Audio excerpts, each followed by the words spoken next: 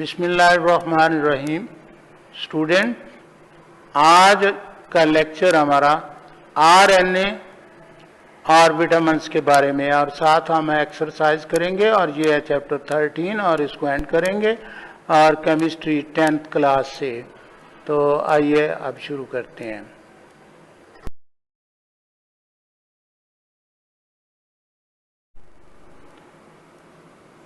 RNA, तो देखिए, it consist of ribose sugar. तो ये पहली बात है कि इसके अंदर राइबोज शुगर है। It is a single strand molecule, और ये सिंगल स्ट्रैंड मॉलिक्यूल है। ये देखिए, ये बना, ये आरएनए बना हुआ, और single strand. It is responsible for getting the genetic information to work in the cell to build protein. और ये हासिल करता है जेनेटिक इंफॉर्मेशन। अब इसने डीएनए से हासिल किया, ये डीएनए, और इससे हासिल करने के बाद ये प्रोटीन बनाई है। तो getting genetic information to work in the cell, और सेल के अंदर ही काम करने के लिए, to build the protein, protein बनाने के लिए। It's role is like a messenger. तो ये एक पैगाम रसां के तौर पर काम करता है। RNA is synthesized by DNA to transmit the genetic information. और ये आरएनए ये डीएनए सिंथेसाइज करता है, और ये सिंगल स्ट्रैंड्स होता है। आरएनए रिसीव, अब क्या रिसीव करता है? इंफॉर्मेशंस, फिर उनको रीड करता है, उनको पढ़ता है, डीकोड्स करता है, और उनके जो डीकोडिंग के क्या, कौन सी अमाइनो एसिड जो है वो दरकार है, and uses the information, given information, to synthesize the new protein or new protein. ये अल्फाज receive, read और decode and uses the given information. तो ये आरएनए का, यानी इस फिक्रे के अंदर काफ़ी जो उसका काम है वाज़े तौर पर बयान कर दिया। RNA is responsible for directing the synthesis of the new protein. अब ये रिस्पॉन्सिबल है, जिम्मेदार है, ये एक बात उसकी जिम्मेदारी है कि वो नई प्रोटीन बनाने के लिए ये अपनी हदायत जो है वो डीएनए से लेकर फिर वो प्रोटीन को तैयार करे। तो देखिए, DNA synthesize and passes the instruction to RNA. RNA को देता है इंस्ट्रक्शन डीएनए, और synthesize according to the instruction, और इंस्ट्रक्शन के मुताबिक जो है ये प्रोटीन तैयार हो जाती है। तो देखिए, अब हम अब विटामिन्स की जानब आते हैं। तो vitamins, in 1912 Hopkins notice that in addition to carbohydrate, protein and fats, there are other substances needed for normal growth. तो नॉर्मल ग्रोथ के लिए कुछ और भी सब्सटेंसेस हैं, वो दरकार हैं। तो 1912 में हॉपकिन ने ये बात उसके समझ में आई, नोटिस में आई। Although these substances were needed in small quantity, और इनकी ज़रूरत जो है वो बहुत थोड़ी सी मिकदार में है।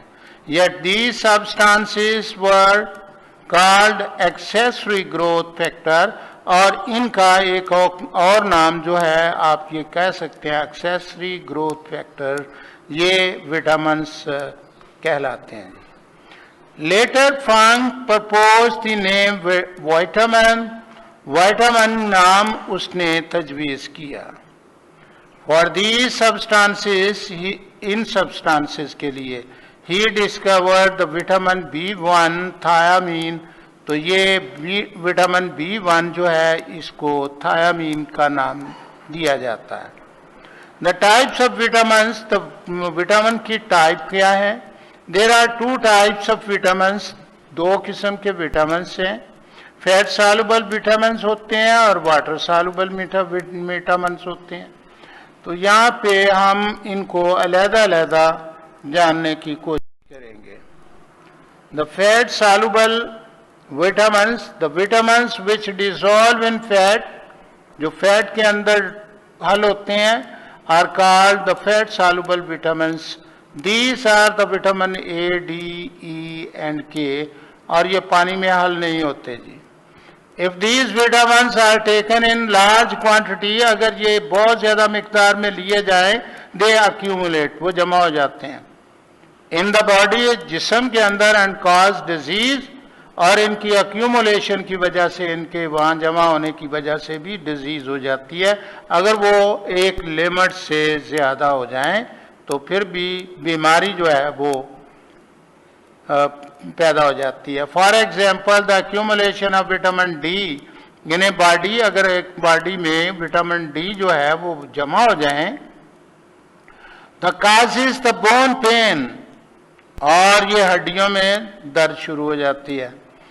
And bone like deposit in kidney, और इसी तरह ही बोन लाइक डिपॉजिट जो हैं, हड्डियों की तरह के डिपॉजिट जो हैं, ये किडनी के अंदर जो है, ये भी स्टोन लाइक आप समझ लें। However there deficiency also causes the disease, और इनकी जो कमी होती है उनसे भी कुछ बीमारियां होती हैं जी। तो ये इस तरीके से आपने इनके बारे में जानना है। वाटर सॉल्युबल विटामिन्स, जो वाटर सॉल्युबल विटामिन्स होते हैं, these vitamins that dissolve in water are called the water soluble vitamins। जो पानी में हल हो जाते हैं उनको वाटर सॉल्युबल विटामिन्स कहते हैं जी। These vitamins B complex है, और दिस इंक्लूड द 10 विटामिन्स, और इसमें 10 विटामिन जो हैं शामिल होते हैं। And vitamin C ascorbic acid इसको कहा जाता है। तो ये विटामिन जो हैं वाटर सॉल्युबल है। Water soluble vitamins are rapidly excreted from the body, ये बहुत जल्दी जिस्म से निकल जाते हैं क्योंकि पानी में हल होते हैं और इसलिए एक्सक्रीट हो जाते हैं। Hence these vitamins are not toxic, और फिर ये टॉक्सिक नहीं होते। Even if taken in a large quantity, अगर ज्यादा मिकदार में भी ले लें तो फिर भी टॉक्सिक नहीं है। अब उसकी वजह यह है कि ये अक्यूमुलेट नहीं होते, ये जिस्म के अंदर जमा नहीं होते, बल्कि ये एक्सक्रीट होते रहते हैं। और देयर डेफिशिएंसी काज डिजीज, और इनकी जो डेफिशिएंसी है वही सिर्फ डिजीज काज करती है, और इनकी ज्यादती जो है वो नहीं होने पाती जी। Now we have a chart और टेबल, इसमें कुछ फैट सॉल्युबल विटामिन्स दिए गए हैं, सोर्सेज से के बारे में कि ये कहाँ से मिलते हैं, यूजेस इनका इस्तेमाल क्या है, और कौन सी डिजीज जो है वो इनकी कमी की वजह से होती है। तो आइए विटामिन ए के बारे में जानते हैं। तो इनके सोर्स सीधी सी बात है, dairy product, eggs and oils and fat, fish. It can also be obtain from the beta carotene, और ये बीटा कैरोटीन से हासिल होती है। फाउंड इन ग्रीन वेजिटेबल, और ये बीटा कैरोटीन जो है ये ग्रीन वेजिटेबल्स में मौजूद होती है। इस तरह उसने कैरेट का कहा है, कैरेट गाजर को कहते हैं, एंड लिवर और कलेजी। यहाँ पे ये सोर्सेज थे। मेंटेन दी हेल्थ ऑफ, अब इनका यूज क्या है, हेल्थ ऑफ एपिथेलियम। तो ये एपिथेलियम जो एक लेयर होती है जो कि डाइजेस्टिव सिस्टम के अंदरूनी सतह पर मौजूद होती है, या फिर ब्लड वेसल्स की अंदरूनी सतह पर मौजूद होती हैं। तो इसमें एपिथेलियम जो ये लेयर है, इसको मेंटेन करने के लिए विटामिन ए की जरूरत होती है। And act on the retina's dark adaptation, अब यहाँ पे रेटिनाज डार्क अडॉप्टेशन, अब डार्क अडॉप्टेशन जो मैकेनिज्म है, असल में रेटिना में रॉड सेल्स जो हैं वो मौजूद होते हैं और जब उन पर रोशनी पड़ती है तो रेडॉप्शन बनता है। इन द सेम केस ये रॉड सेल जो हैं सिर्फ अगर एफिशिएंटली वर्क करते हैं तो विटामिन ए की वजह से, अगर विटामिन ए की कमी हो जाए तो ये ब्लाइंडनेस, नाइट ब्लाइंडनेस, ये शाम के वक्त नज़र नहीं आता, और आई इन्फ्लेमेशन, और इसमें यह भी होता है कि आंखें जो हैं वो ज़रा सूजी सूजी सी लगती हैं, तो ये आई इन्फ्लेमेशन भी इसमें हो जाता है। इसी तरह विटामिन डी के बारे में है, फिश लिवर है, डेयरी प्रोडक्ट हैं, और डेयरी प्रोडक्ट में जब हम डेयरी का तो ये मिल्क प्रोडक्ट होती है, ऑयल्स हैं, फैट्स हैं, vitamin D is formed in the skin, और ये स्किन के अंदर भी बनता है, ये उस वक्त बनता है when it is expose to the sunlight, जब आप धूप में होते हैं। हैज़ ए रोल इन, अब इसका यूज जो है as a role in absorption of calcium, और विटामिन डी का कैल्शियम की अब्जॉर्प्शन में इसका रोल है, और which is essential for the maintenance of healthy bone, और जो हेल्थी बोन्स हैं उनको मेंटेन बरकरार रखने के लिए ये अपना किरदार अदा करती है। तो इस तरह ये बीमारी है रैकेट, तो ये बच्चों में हो जाती है रैकेट बीमारी, और हड्डियाँ टेढ़ी भी हो सकती हैं इसकी कमी की वजह से, तो ये डेफिशिएंसी की डिजीज जो है ये इसका। अब हम आते हैं इम्पोर्टेंस ऑफ विटामिन्स, तो इनकी जो इम्पोर्टेंस है वो कैसे हम लिखेंगे। Each vitamin plays an important role in healthy development of our body, हमारे जिस्म के हेल्थी डेवलपमेंट के लिए हर विटामिन की ज़रूरत है। एक तो बात ये इम्पोर्टेंस में आ जाती है कि ये अहमियत आपके कितनी है कि हर विटामिन चाहिए। The natural vitamins are organic food substances, और ये भी याद रखें कि विटामिन नेचुरल जितने भी हैं ये ऑर्गेनिक फूड सब्सटेंसेस हैं, और फूड सब्सटेंसेस उसने कहा है found only in the plant and animal, और प्लांट और एनिमल्स में मौजूद हैं। यहाँ ये बात याद रखनी है कि हमारा जिस्म इनको नहीं बनाता, our body is unable to synthesize the vitamins, और विटामिन्स को बिल्कुल नहीं बनाती। Because of this they must be supplied either directly in the diet, या तो डायरेक्टली जो है डाइट में इनको सप्लाई किया जाए, और डाइट में यानी खुराक के तौर पर इनको लिया जाता है। अब ये खुराक खाएंगे तो उनसे हासिल होती है, ये दरअसल डाइट कहने का मतलब, or by the way of dietary supplements, या फिर ये डाइटरी सप्लीमेंट है, ये मेडिकल स्टोरों से मिलते हैं डाइटरी सप्लीमेंट, और they are absolutely necessary for our normal growth, और हमारी नॉर्मल ग्रोथ के लिए ये एब्सोल्यूटली नेसेसरी, ये बिल्कुल ज़रूरी हैं जी। Vitamins must be taken with the meal, और ये देखिए इम्पोर्टेंस इसकी उस वक्त उजागर होगी जब आप दौरान खाने के दौरान इन विटामिन्स को लेंगे, तो फिर आपके विटामिन्स जो हैं ये आपके जिस्म के अंदर पहुंचेंगे, क्योंकि इनकी अब्जॉर्प्शन जो है मील के साथ ही होती है जी, खाने के साथ ही होती है। अदरवाइज अगर आप जब खाली पेट लेंगे तो ये it's not good. They help to regulate our body's metabolism, और ये हमारे बॉडी के मेटाबॉलिज्म को, अब मेटाबॉलिज्म का मतलब भी आप समझते हैं कि तमाम जो केमिकल प्रोसेस होते हैं जिस्म के अंदर, या तो कोई चीज़ बन रही होती है या फिर टूट रही होती है, यानी एनाबॉलिक रिएक्शंस होती हैं या कैटाबॉलिक रिएक्शन होते हैं, तो उनको रेगुलेट करने के लिए उनको यानी उन प्रोसेस को चलाने के लिए ये ज़रूरी है जी कि विटामिन्स लिए जाएं। ना अब हम आते हैं एक्सरसाइज की जानब और मल्टीपल चॉइस। अब इसमें कौन सा जो है दुरुस्त होगी बात। Carbohydrates are synthesized by the plant. Carbohydrate जो हैं वो प्लांट सिंथेसाइज करते हैं थ्रू फोटोसिंथेसिस प्रोसेस और photosynthesis process which require the following except. अब इसमें जो इनकी रिक्वायरमेंट है, देखिए कार्बन डाइऑक्साइड भी रिक्वायरमेंट है, वाटर भी रिक्वायरमेंट है, प्रेजेंस ऑफ सनलाइट भी है, क्लोरोफिल भी है, और ऑक्सीजन की रिक्वायरमेंट नहीं होती जी।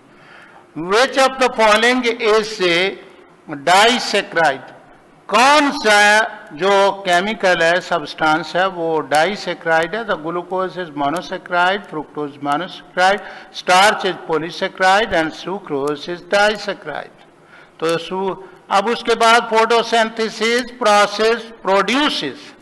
जो फोटोसिंथेसिस प्रोसेस है, अब हम देखते हैं कि वो प्रोड्यूस क्या करता है। क्या स्टार्च प्रोड्यूस करता है, सेलुलोज प्रोड्यूस करता है, सुक्रोज। अब भाई ये तीनों तो नहीं प्रोड्यूस करते, तो ओनली ग्लूकोज जो है ये पहला प्रोडक्ट है जो प्रोड्यूस होता है। The which one of the following is tasteless. और कौन सा है जो टेस्टलेस है, तो स्टार्च है। ये फ्रुक्टोज मोनो सेक्राइड है, glucose is monosaccharide and sucrose is disaccharide. All these are sweet, और ये टेस्टलेस नहीं है जी। और starch is tasteless. When glucose and fructose combine they produce. अब यहाँ पे आप खुद पढ़ चुके हैं कि जब सुक्रोज को उसकी हाइड्रोलाइसिस की जाती है तो ये ग्लूकोज और फ्रुक्टोज में तब्दील होते हैं, और यही दोनों जो हैं ये मिलने के बाद ये सुक्रोज बनाते हैं। Now next glucose is. अब ग्लूकोज का जो ये उसने नाम लिखा है तो हेक्सा आ गया। तो भाई हेक्सा तो 6 कार्बन वाले को कहते हैं, और ये भी हेक्सा लिखा हुआ है। ये पेंटा 5 है। पेंटा हाइड्रो ऑक्सी कीटोन, तो ग्लूकोज कीटोन नहीं है, इट्स एल्डिहाइड, और पेंटा हाइड्रो ऑक्सी एल्डिहाइड है। Thousands of amino acids polymerize to form. अब ये सीधी सी बात है, प्रोटीन बनाते हैं। जहाँ भी आप पढ़ लेंगे तो बाकी चीजें तो नहीं बनती जी इनसे, अमाइनो एसिड से। विच one of the following is triglyceride. Triglyceride सिर्फ लिपिड होते हैं, और लिपिड्स का ही ये आप टिक कर लीजिएगा। Enzymes are protein. Enzymes are protein, हाँ तो ये बिल्कुल ठीक है जी, एंजाइम तो प्रोटीन होते हैं। विच one of the following properties they do not have. और कौन सी प्रॉपर्टी है जो नहीं होती। और दे कैटालाइज रिएक्शन। अब ये एंजाइम कैटालाइज रिएक्शन ये भी करते हैं जी। अब ये दे आर हाईली एफिशिएंट, बिल्कुल ठीक है जी, ये भी है। और they are produced by the living cell, और लिविंग सेल इसको प्रोड्यूस करता है। They are highly non specific. Non specific नहीं है बल्कि ये स्पेसिफिक हैं। और यहां पे which one of the following vitamin is water soluble. कौन सा है जो वाटर सॉल्युबल है, तो विटामिन ए। अब ये फैट सॉल्युबल है, विटामिन डी भी फैट सॉल्युबल है, विटामिन ई भी फैट सॉल्युबल है। Only vitamin C is water soluble. Now, which one of the following is a fat soluble vitamin? अब यहाँ पे उसने fat soluble कौन से है जी, तो which is a fat soluble? One of the following which is, अब यहाँ पे 1 लिखा हुआ, लेकिन उसने फैट सॉल्युबल सारे ए भी दे दिया, के भी दे दिया, ई भी दे दिया, तो ये फैट सॉल्युबल है। तो ऑल ऑफ दीज जो है इसे। विच one of the following is not characteristic of monosaccharide. और ये मोनोसेक्राइड की मिसाल नहीं है। तो वाइट क्रिस्टलाइन सॉलिड, तो वाइट क्रिस्टलाइन सॉलिड, तो ये तो भाई मोनोसेक्राइड होते हैं, सॉल्युबल इन वाटर भी होते हैं, रिड्यूसिंग इन नेचर भी होते हैं, तो ये हाइड्रोलाइजेबल नहीं होते। और विच one of the following statement about the glucose and sucrose, sucrose is incorrect. अब यहाँ पे सॉल्युबल इन वाटर, तो अब देखिए स्टेटमेंट जो ग्लूकोज और सुक्रोज के दरमियान में जो कॉमन होगी वो हमने ढूंढनी है। तो सॉल्युबल इन वाटर, तो सॉल्युबल तो दोनों ही हैं, नेचुरली अक्रिंग, और ये नेचुरली अक्रिंग बिल्कुल ठीक है जी, और कार्बोहाइड्रेट है, तो दोनों ये डाइसेक्राइड नहीं है। सुक्रोज तो डाइसेक्राइड है लेकिन ग्लूकोज नहीं है, इसलिए हमने दोनों की बात जो है वो उसको समझना होगा। तो आइए अब विच one of the following is a reducing sugar, तो रिड्यूसिंग शुगर जो है वो ग्लूकोज होता है, ये इसी के बारे में लिखा गया है। The most important oligosaccharide is sucrose होती है, और ये बात लिखी हुई है आपकी बुक के अंदर। The night blindness is because of the deficiency of vitamin D, और ये विटामिन डी की डेफिशिएंसी से नाइट ब्लाइंडनेस होती है। The organic compound used as drugs to control the bleeding are, अब ये याद रखें कि ये भी प्रोटीन है जी, और इसमें ये प्रोटीन के अंदर जो है ये बात लिखी हुई है कि ये ब्लीडिंग को कंट्रोल करते हैं, फाइब्रिनोजिन वगैरह। अब उसमें डेफिशिएंसी ऑफ विटामिन ई काज, अब ये क्या काज करती है, ये देखिए ये बात जो है आपके किताब के अंदर किसी जगह पर भी इसकी डेफिशिएंसी जो है वो नहीं लिखी हुई। तो ये जो रैकेट लिखा हुआ है, स्कर्वी लिखा हुआ है, नाइट ब्लाइंडनेस लिखा हुआ है, स्कर्वी तो विटामिन सी से होती है, नाइट ब्लाइंडनेस जो है ये जो है विटामिन ए से होता है, रैकेट जो है विटामिन डी से होता है। तो anaemia in baby, it is right. The lipids are macromolecules, अब लिपिड जो हैं वो मैक्रोमॉलिक्यूल हैं, they have the characteristic except one of the following, और उनमें से ये एक है। They are high energy foods, और ये हाई एनर्जी फूड्स। अब ये तो बिल्कुल दुरुस्त बात है ये लिपिड के बारे में, they are soluble in water. ये macromolecule lipid, they have characteristic except one of they are the ester, ये गलत लगा हुआ है जो इसमें, आप जरा इसे जो है वो आप दुरुस्त कर लीजिए, ये बी पर होगा जी। यहाँ पे vitamins are accessory growth factors, और ये एक्सेसरी ग्रोथ फैक्टर्स जो हैं विटामिन्स होते हैं, they play important role in our body, अब हमारे जिस्म के अंदर ये इम्पॉर्टेंट रोल अदा करते हैं। प्रोवाइड एनर्जी, ये एनर्जी प्रोवाइड करते हैं vitamins, no. Insulate our body from electric shock, और इलेक्ट्रिक शॉक से अब ये जो है इंसुलेट भी करते हैं विटामिन्स, अब ये फ्रॉम इलेक्ट्रिक शॉक। अब ये बिल्ड ब्रेन सेल्स, ये regulate the metabolic process, are accessory growth, they play important role in our body like, यहाँ से लाओ, और do it from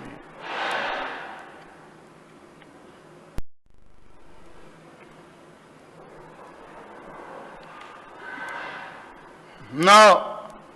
short answer questions, इनको मैंने ये पॉइंट आउट कर दिया। आपके शॉर्ट कोर्स में यही वो क्वेश्चन है जिनके बारे में आप को ये शॉर्ट क्वेश्चन जो हैं वो याद करने होंगे। How plant synthesize the carbohydrate, अब ये फोटोसिंथेसिस का जिक्र होगा जी। Give the characteristic of monosaccharide, monosaccharide आप ग्लूकोज की, फ्रुक्टोज है उनकी जो करेक्टरिस्टिक हैं वो पढ़ सकते हैं। What is the difference between the glucose and fructose, ये ग्लूको एल्डिहाइड और फ्रुक्टोज है। Give an example of disaccharide और डाइसेक्राइड की। How is it hydrolyze into the monosaccharide monosaccharide में। Give the characteristic of the polysaccharide, polysaccharide की। अब उसमें आप करेक्टरिस्टिक जो है स्टार्च के बारे में जो है वो आप बताएं। Where are the protein form, protein कहाँ पे पाए जाते हैं। लैक्टोज इज इट डाइसेक्राइड और which monosaccharides are present in it, इसमें 2 ग्लूकोज होते हैं। Which are the 10 amino acids, और ये 10 amino acids essential for us, वो कौन से 10 हैं।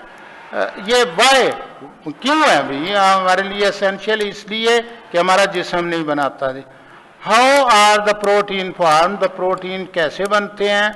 तो ये आप प्रोटीन बनाने के लिए जो आरएनए के बारे में आप देख सकते हैं कि ये जिस तरीके से बनते हैं, और अमाइनो एसिड ये बनाते हैं प्रोटीन, और आरएनए जो है मैसेंजर आरएनए के तहत बनते हैं जी। Fatty acids with their formula, आप दो फैटी एसिड दें और ये स्टीरिक एसिड है और पामेटिक एसिड है, और उनके फार्मूले जो हैं वो दे दें। तो ये था लेक्चर आज का। आप थैंक यू स्टूडेंट। अस्सलाम वालेकुम।